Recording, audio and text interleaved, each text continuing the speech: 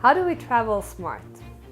Besides bringing our passports, what can we bring and how can we plan our travel to increase our well-being but also getting more out of it?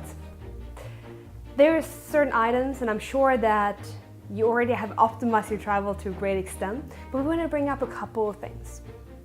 So when we travel, it's easy to forget our body clock.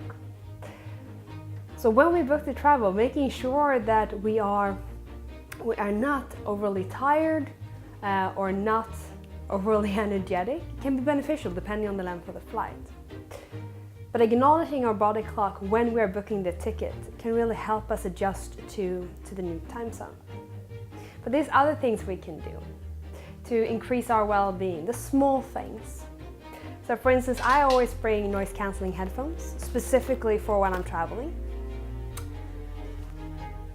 And it's a way to not let the noise from the airplane hijack the entire experience. It's a very tiresome sound, as I'm sure you know. But there's other small things, like bringing protein. I'm a big fan of protein shakes. As a former fitness athlete, it's something I've been using for years, and especially when I travel, I always bring that.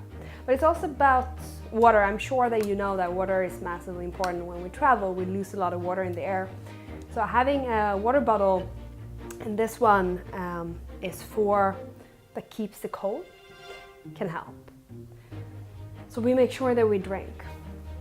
And of course, we reduce plastic bottles as well when we bring our own. So there's multiple benefits of that. So it's about looking at the small things. What do you bring with you that increase your well-being, as well as what time of the day do you travel, and is it optimized according to your body clock? When we start to travel smarter, we can get more out of our travel. So it's not just a lost day of a transition.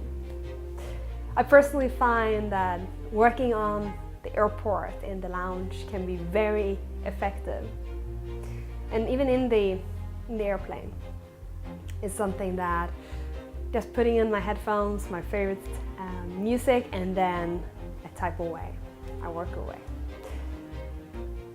So the thing here is that it's not just about optimizing the arrival time and when we are on the ground in a new place, but the actual travel itself.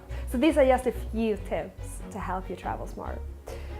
If you're curious about more self-exploration, to learn more about body clock and how you can increase your own well-being, at Wellbeing Academy we have a lifestyle design course covering just that. So, next time you travel, what do you bring that will increase your well-being?